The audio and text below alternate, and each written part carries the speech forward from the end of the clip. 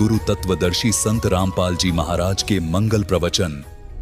श्री कृष्ण जी के सामने पूरा यादव कुल 56 करोड़ यादव आपस में उस दुर्वासा के श्राप उस कट के मर गए लड़के।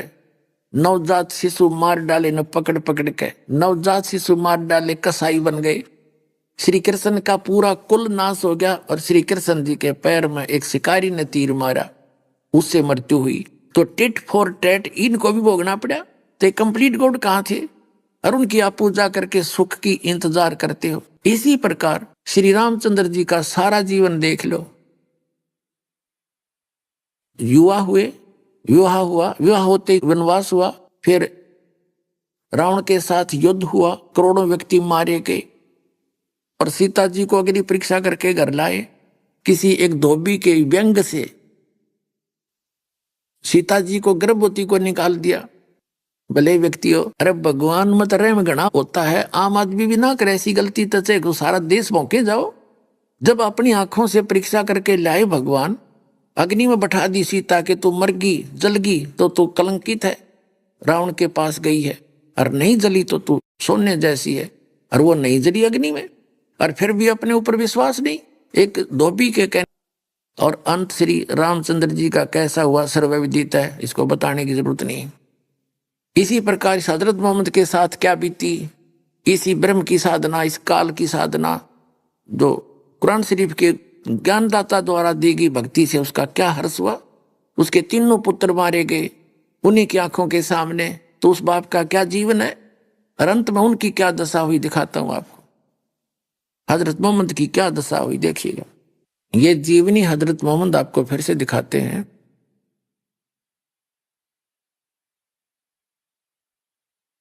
ये वही है जो पहले आपको दिखाई थी।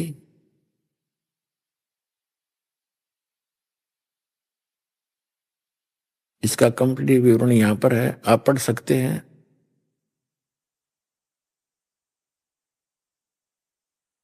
ये देखिएगा, ये यहां से प्रकाशित है और इसके हम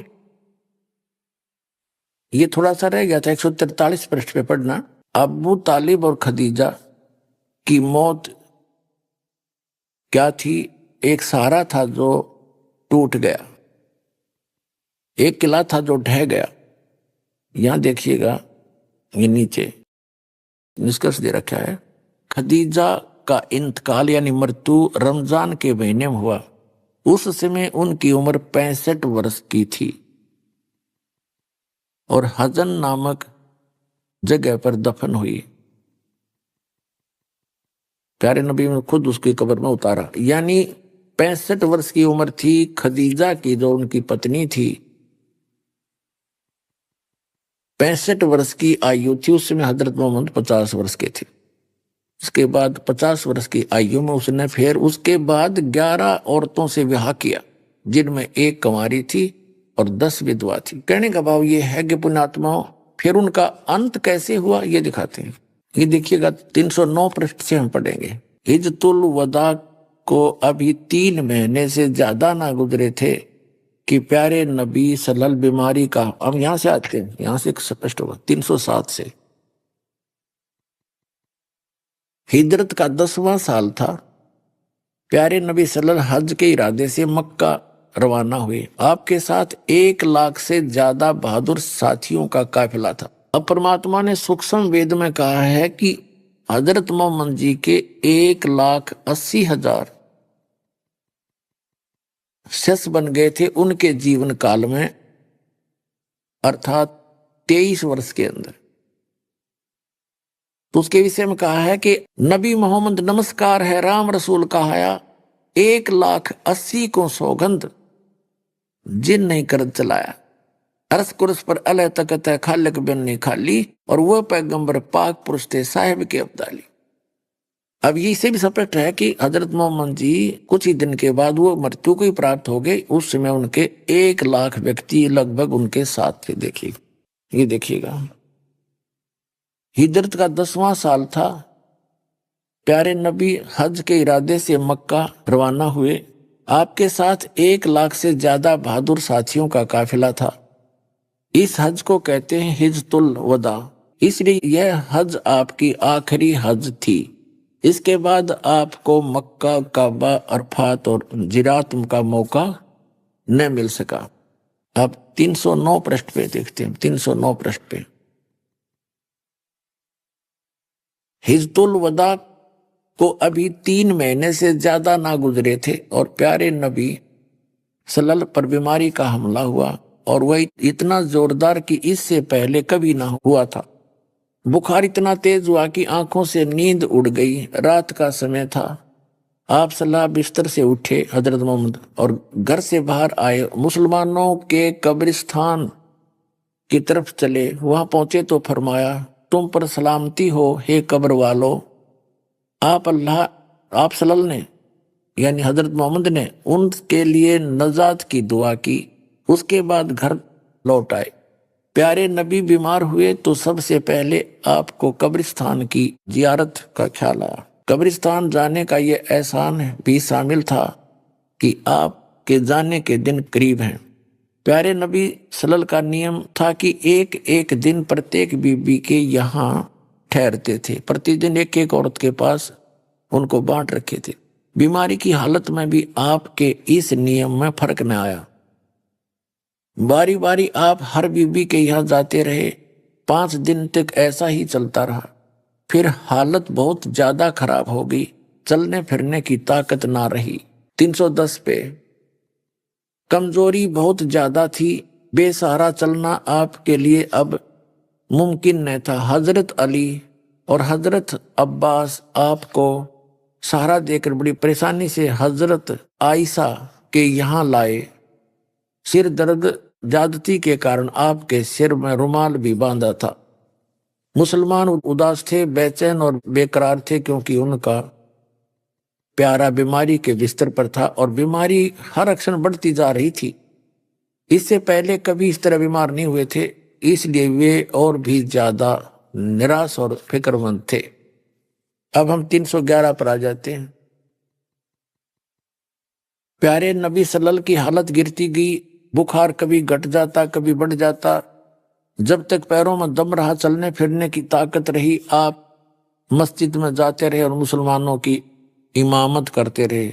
सबसे आखिरी नमाज जो आपने पढ़ाई वह मगरिब की नमाज थी। ईसा का वक्त हुआ। आप सल्लल्लाहु यानी हजरत मोहम्मद ने पूछा, नमाज हो चुकी? साथियों ने कहा, बस आपकी इंतजार है। आपने बर्तन में पानी भरवाया, गुस्ल किया, उठना चाहा तो बेहोश हो गए। कुछ देर के बाद होश आया तो पूछा, नमाज हो चुकी? साथियों ने कहा, हजूर का इंतजार है। आप फिर नहाए और उठना चाहा। इस बार भी आप बेहोश हो गए। कुछ देर में होश आया तो पूछा, नमाज हो चुकी? फिर भी यही जवाब मिला, आपका इंतजार है। आपके शरीर पर पानी डाला गया। उठने का इरादा किया तो बेहोश हो गए। इस बार होश आया तो फरमाया, अबू बकर से कहो वह नमाज पढ़ाए। हजरत आयशा ने कहा, हजरत अल्लाह के रसूल, उनकी आवाज बहुत धीमी है। कुरान पढ़ते हैं तो रोते भी बहुत हैं। लोग उनकी आवाज सुन नहीं सकेंगे। इनकी छोटी बीबी ने कहा, आयशा ने। अब 312 पे प्यारे नबी सल्लल्लाहु उन्हीं से कहो नमाज पढ़ाएं। हजरत मोहम्मद ने कहा, उन्हीं से कहो। हजरत आयशा ने दोबारा वही बात अर्ज की। प्यारे नबी तकलीफ से बेचैन थे। गुस्से से आवाज काफी बुलंद हो गई। फरमाया, कहो अबू बकर से वही नमाज पढ़ाएंगे। तो उन्होंने नमाज पढ़ा दी। इंतकाल के 4 दिन पहले कुछ सुकन हुआ, थोड़ा बहुत ठीक हुआ, जैसे संभाला सा लिया करे। आम आदमी मरते हैं ऐसे, भगत नहीं मरा करते ऐसे। ये सच कर मान लियो, वो भगत नहीं, या तो उसकी भक्ति ठीक नहीं, या उसने सही मंत्र साधना ठीक मिली है तो उसने भक्ति करी नहीं। ये 2 कारण हो सकते हैं। लेकिन हजरत मोहम्मद जैसा तो नेक व्यक्ति और जो सीधा अल्लाह का आवाज उसके पास आ रही थी, वो तो पूर्ण रूप से हर मर्यादा को निभाता हुआ इस कुरान शरीफ के ज्ञानदाता द्वारा बताई भक्ति कर रहा था। उसकी ये दशा हुई। ये सोच लो पुण्यात्माओं, दास को किसी की बेइज्जती नहीं करना चाहता, आपको सत्र करना चाहता हूं। पीछे गलती हुई सो हुई, अब समझ लो अब समय आ गया है, पूरे विश्व में एक होना पड़ेगा या भक्ति करनी पड़ेगी। वहां चलेंगे सतलोक में।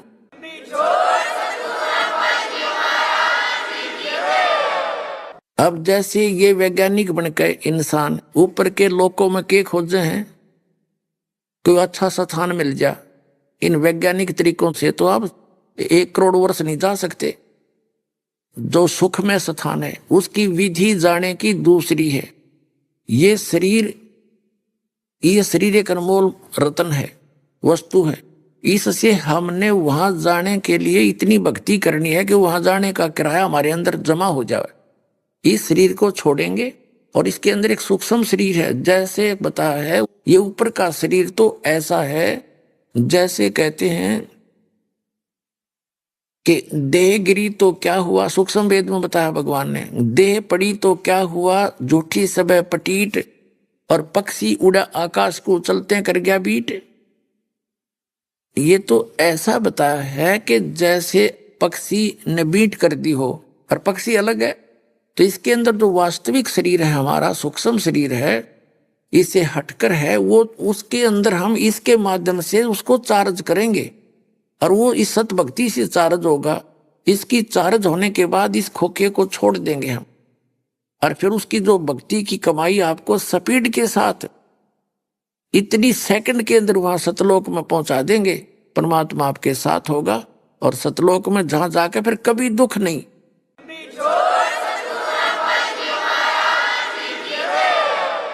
वहां आपको अमर शरीर मिलेगा, आपके कभी जरा यानी बुढ़ापा नहीं होगा, आपकी मृत्यु नहीं होगी, सुंदर शरीर होगा, हरे भरे, वहां पर खूब फलदार फूलों और फलों से भरे हुए बगीचे हैं और हर तरह की सुविधाएं हैं। आपके बड़े बड़े मकान वहां पर हैं जो आप छोड़ कर आए हो यहाँ पर, और वहां जाने का तरीका इस दास के पास है। अब ये वैज्ञानिक बनकर ऊपर खोज कर रहे हैं, और 2 वर्ष वर्षा ना करे भगवान। यदि 2 वर्ष वर्षा ना हुई, क्योंकि जो साधनाएं आप जी कर रहे हो उससे वर्षा होना कुछ दिनों में बंद हो जाएगा। ये ओजोन जो गैस बताते हैं ओजोन, उसमें भी डिफेक्ट होने लग गया। उसका कारण यही है कि हमने यज्ञ छोड़ दी, हवन करने छोड़ दिए।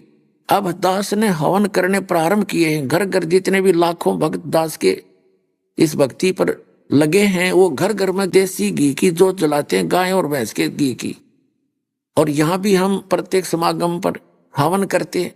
इससे उस ओजोन गैस को सहारा मिलेगा और वातावरण बहुत अच्छा बनेगा। इससे वर्षा होया करेगी और बहुत अच्छा माहौल फिर से होगा। और हमने 2 रोटी चाहिए जीने के लिए। ये कार और कोठियों को प्राप्ति की होड़ लगा कर हमने अपने कर्म बिगाड़ लिए। 2 नंबर का काम करें, रिश्वत लेवें, चोरी करें, डाके मारे, कहाँ ले जाओगे? यही छोड़ जाओगे और पल्ला झाड़ कर जाओगे। केवल पापों की गठड़ी तुम्हारे साथ होगी। उससे बचने के लिए तरीका अपनाना पड़ेगा जो दास बताने जा रहा है। यहाँ भी सुखी होगे, सतलोक चले जाओगे। आपको आवश्यक वस्तु अवश्य मिलेंगी, जो आपको आवश्यक होगी आपको घर बैठे दे देगा भगवान। लेकिन क्रिया तो करनी ही है, क्योंकि ये लोक क्रिया करने का है। नेक नीति से काम करते रहना और भक्ति को तय दिल से करते रहना, बेड़ा पार हो जाएगा।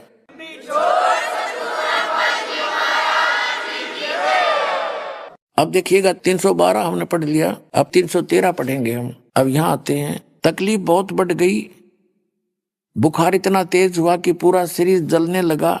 छोटी बेटी फातिमा रोज बाप की खिदमत में हाजिर होती थी। आगे देखो, बुखार इतना तेज था कि बार बार आप बेहोश हो जाते थे। 314 पर, और पास ही एक बर्तन में ठंडा पानी था, आप उसमें हाथ डालते और चेहरे पर मलते। बेचैनी बहुत थी। ठीक उसी वक्त आपके होठ हिले और कानों से ये शब्द सुने कि यहूदियों और ईसाइयों पर अल्लाह की लानत हो कि वे अपने पैगंबरों की कब्रों पर सजदा करने लगे। कमजोरी क्षण अक्षर बढ़ती जा रही थी, मौत धीरे धीरे सरकती आ रही थी। आपने बर्तन में ठंडा पानी मांगा, तुरंत पानी पेश कर दिया गया। आप बार बार उसमें हाथ डालते और चेहरे पर मलते। चादर कभी मुंह पर डाल लेते, कभी हटा लेते। उस पर निरंतर आपके मुख से ये शब्द निकल रहे थे, हे अल्लाह, नजा जान निकलने के समय की परेशानी को झेलने के लिए आसान कर दे। प्यारे बाप की बेचैनी देखकर हजरत फातिमा बेचैन हो गई। वे खुद पुकार उठी, हाय मेरे बाप की बेचैनी। आपने सुना, यानी हजरत मोहम्मद ने सुना तो बोले, फरमाया कि आज के बाद फिर तुम्हारा बाप बेचैन न होगा। दोपहर के बाद का अपराह्न, दोपहर का आफ्टरनून का समय था, सीने में सांस धड़धड़ा रही थी। इतने में आप सल्लल्लाहु के होठ हिले और कानों में ये आवाज आई, नमाज, गुलामों से अच्छा सलूक। फिर हाथ ऊपर उठे, सल्लल्लाहु ने उंगली से इशारा किया और फरमाया, अब और कोई नहीं, बस वही सबसे बड़ा साथी। यह कहते कहते हाथ लटक गए, आंखें छत से लग गई और पवित्र आत्मा रब से जा मिली। इंतकाल के समय आपकी उम्र 63 साल थी, यानी 63 वर्ष की आयु में हजरत मोहम्मद जी की मृत्यु होगी। और अंत आपने पढ़ लिया कैसे हुआ। अपने आत्मा कितनी पुण्यात्मा था, अंतिम समय में भी भगवान को याद कर रहे थे और फिर भी ये कहते हैं उस रब से जा मिली। और उधर से मुसलमान भाई अपना विधान बताते हैं कि कुरान शरीफ के ज्ञानदाता का विधान है कि कब्र बना दी जाएगी मृत्यु के बाद, उस कब्र में सबको दफना दिया जाएगा। और जब भी कभी कयामत आवेगी, कभी कयामत आवेगी, तब तक उन्होंने कब्र में रहना पड़ेगा। अब रब से कहाँ मिले, वो तो कब्र के अंदर है अभी तक। हजरत मोहम्मद भी आपके विधान अनुसार, हम नहीं मानते ऐसा विधान है। विधान यही है कि मृत्यु के उपरांत तुरंत धर्मराज, एक न्यायाधीश है इस काल के द्वारा डिप्यूट किया हुआ, सबका अकाउंट लेता है, ये वहां जाते हैं। जिसका जैसा संस्कार होता है तुरंत ही वो स्वर्ग या नरक में भेज दिए जाते हैं, या दूसरे योनि पशु पक्षी की, या घास फूस पेड़ पौधों की, जलचर की, जहां उसने जाना तुरंत भेज दिया जाता है। ये तो वास्तविक अध्यात्म ज्ञान है। और जो इन्होंने अपने हिसाब से कुरान शरीफ को ठीक से ना समझ के ये विधान बताया गया है, वो भी कुरान शरीफ के पढ़ने वालों ने ठीक से ना समझ कर विधान बताया है। कुरान शरीफ के आड़ लेकर बताते हैं, रेफरेंस हवाला दे करके, कि एक बार मृत्यु होगी। जितने जन्म मनुष्य जीवन के जो जन्म हो रहे हैं, ये मरते रहेंगे, मरते रहेंगे, जन्मते रहेंगे, मरते रहेंगे, उसमें दफना दिए जाएंगे कब्रों में।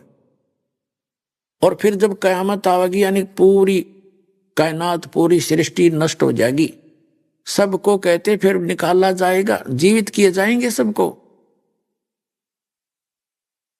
और फिर वो जो बुरे कर्म करने वाले तो नरक में, जिन्होंने अल्लाह के कुरान शरीफ के ज्ञानदाता की आज्ञा का पालन नहीं किया और जिन्होंने उनके अनुसार साधना की, तब वो बेस्ट में जाएंगे, बेस्ट स्वर्ग जन्नत में। और पुण्यात्मा, और ये इस कब्रों के अंदर सड़ेंगे पड़े पड़े। अगर तुम्हारा विधान सही है तो वो खाक जन्नत है फिर। और इन्होंने ठीक से उस ज्ञान को समझा नहीं जो कुरान शरीफ में कहा गया है कि तुम्हारे मरने और जीने का एक विधान बना रखा है। अब आपको पुनः दिखाते हैं वास्तविकता क्या है। कुरान शरीफ में ये बताया गया है कि कुरान शरीफ का ज्ञानदाता कहता है कि मैं इस सारी दुनिया को खत्म करूंगा और आसमान को भी लपेट दूंगा, जैसे कागज रोल में लपेट दिया जाता है, और इनको फिर दोबारा पैदा करूंगा पुण्यात्मा जैसे पहले किया था। तो इसी बुद्धिमान व्यक्ति ने ये अध्यात्म शब्द हैं, अध्यात्म जो है ना वर्ड है, कलाम है, इनको आध्यात्मिक व्यक्ति ही समझ सकता है यदि इनके विधान को माने कि एक बार जन्मेंगे फिर कब्रों में, उसके बाद एक ही बार जीवित किए जाएंगे, ना पहले हुए ना आगे होगा और कुछ भी। तो कुरान शरीफ में ये नहीं कहते कि जैसे मैंने पहले किया था फिर दोबारा उत्पन्न करूंगा कायनात को। अब पढ़ के सुनाता हूं थोड़ी सी, ये देखिएगा कुरान मजीद, ये यहां से प्रकाशित है, ऑफिस बुक डिपो 422 मटिया महल, जामा मस्जिद, दिल्ली 6 से। ये कुरान मजीद, ये सारा देख लो, फरीद बुक डिपो से प्रकाशित है। मौलाना अब्दुल मजीद सरवर साहिब तसही, तजुर्मा है, अनुवाद है मौलाना फतेह मोहम्मद खान साहिब जालंधरी का।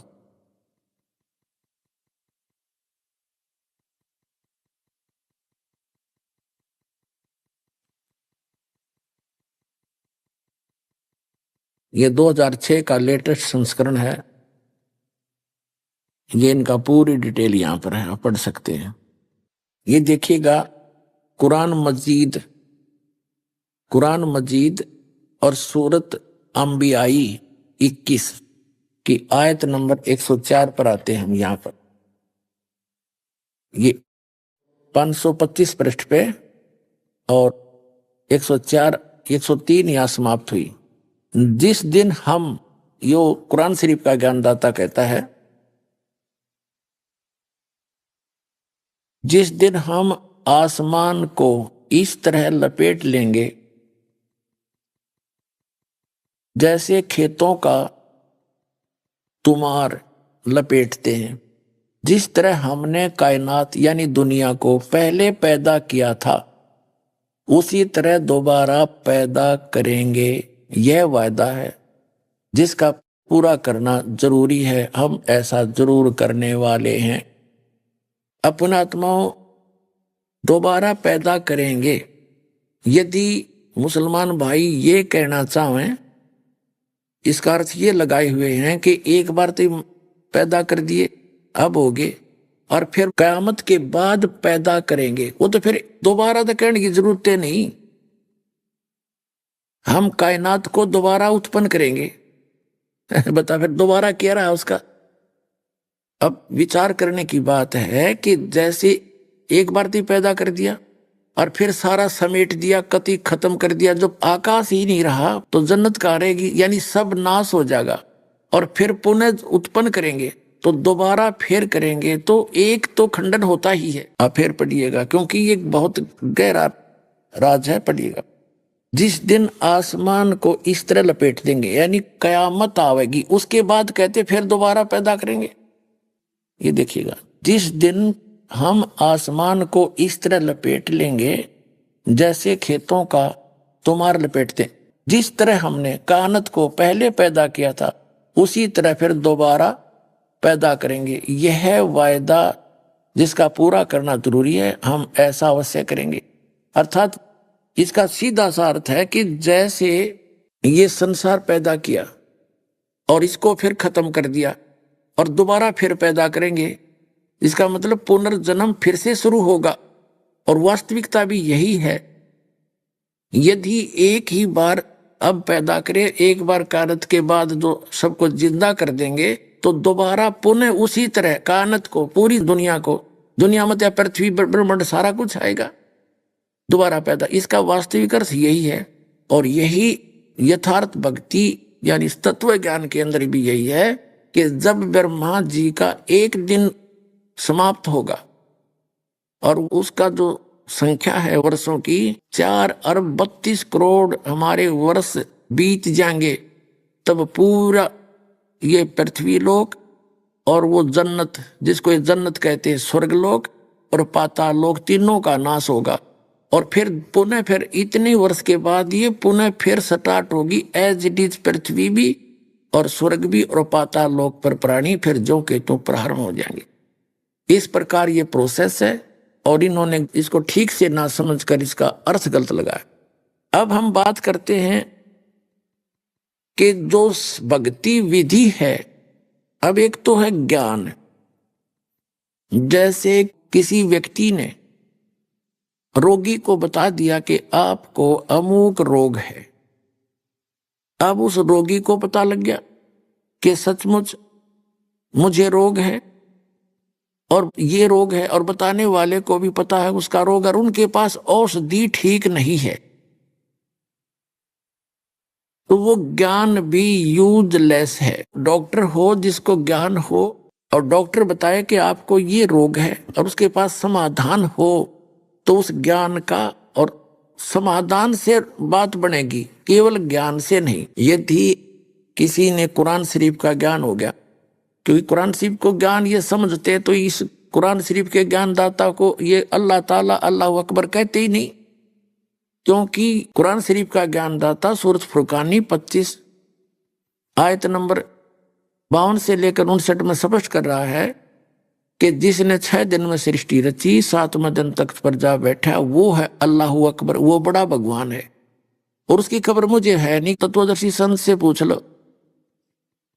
एक ये मुसलमान प्रवक्ता, एक प्रश्न के उत्तर में किसी ने कहा कि ऐसे ऐसे, कोई और प्रश्न था, उसके उत्तर में इसने ये उत्तर दिया कि किसी ने बता दिया लौकी कद्दू कि ये घिया है, और सब्जी बनाने की विधि किसी और से पूछ लो।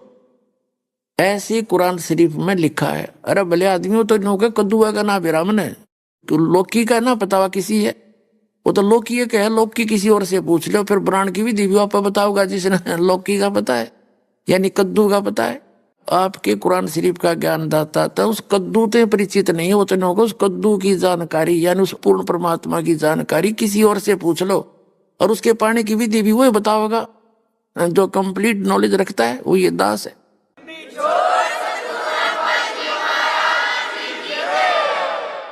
अब हम आते हैं इस बात पर कि वो भक्ति विधि क्या है। जैसे मुसलमान भाई इबादत करते हैं, 5 वक्त परमात्मा की स्तुति करते हैं, सिजदा भी करते हैं, प्रणाम करते हैं, तो ये 2 यज्ञ कर रहे हैं, एक ज्ञान यज्ञ और एक प्रणाम यज्ञ। और बाकी ये रोजा रखते हैं, ये रोजा रखना भक्ति विधि में नहीं आता। और फिर दूसरा गलती ये क्या करते हैं, सूक्ष्म वेद में लिखा है कि दिन में तो रोजे रखे, रोजे माने व्रत, और शाम ने मुर्गी मार ली, तो खाक रोजे करी वे, क्या भक्ति करी? वो बंदगी, वो खून है, कैसे खुशी खुदा, ऐसे भगवान खुश थोड़ा ही होगा। और फिर ये अजान लगाते हैं, आवाज लगाते हैं ऊंची स्वर में। एक आयत है उसमें ये लिखा है कि अजान जो है घनी चिल्लाना भी नहीं चाहिए, और ना कति मंदी आवाज में, एक सिंपल सी आवाज में, मध्यम की आवाज में प्यार से बोलना चाहिए। अब हम जो बात कहना चाह रहे हैं कि पूजा की जो विधि है कुरान शरीफ के अंदर वो इनकम्प्लीट है, वो अल्लाह अकबर की नहीं है। ऐसे ही श्रीमद् भगवद गीता और वेदों में वो जो विधि है वो इनकम्प्लीट है, उस परम अक्षर ब्रह्म की नहीं है। उस परम अक्षर ब्रह्म की विधि कौन सी है वो तो इस दास को पता है, और आपको हम बता भी रहे हैं जो उपदेशी हो गए हैं। अब हम ये देखते हैं कि जो साधनाएं मुसलमान धर्म के भाई कर रहे हैं वो तो आपको बताई दी। 5 वक्त की नमाज कंपलसरी है, अच्छी बात है, क्योंकि भगवान को याद करना कम से कम 5 बार तो बाधित हो गए कि वो जरूर याद करें ही करेंगे, अच्छी बात है। और फिर उसके रोजा और बंग, दैट्स ऑल। ये कंप्लीट कोर्स नहीं है, इस सत्र की भी भक्ति नहीं है। जो वेद ज्ञान दाता और गीता ज्ञान दाता, कुरान शरीफ का ज्ञान दाता है, उसके सत्र की भी नहीं है ये। क्योंकि जैसे हमारे यहाँ जो हिंदू धर्म के अंदर गीता जी में 3 अध्याय के 10 से लेकर 15 तक स्पष्ट किया है कि जो ब्रह्मा जी ने बताया था सृष्टि के प्रारंभ में कि तुम यज्ञ करो, यज्ञों के द्वारा इन देवताओं को बढ़ाओ, और बढ़े हुए देवता फिर तुम्हें मनीषित फल देंगे। और जो प्रारब्ध में, जो किस्मत में तुम्हें जो धन मिला है, उसमें से यदि तुम दान धर्म नहीं करते हो, यज्ञों पर नहीं लगाते हो, तो तुम चोर हो। 5 यज्ञ बताई हैं। एक यज्ञ है धर्म की, जैसे भंडारे करना, भोजन कराना, और दूसरी यज्ञ है ध्यान, परमात्मा को याद करना। अभी आपने सुने संत रामपाल जी महाराज के मंगल प्रवचन। आइए अब सुनते हैं संत रामपाल जी महाराज से नाम दीक्षा लेकर सतभक्ति करके अद्भुत लाभ प्राप्त करने वाले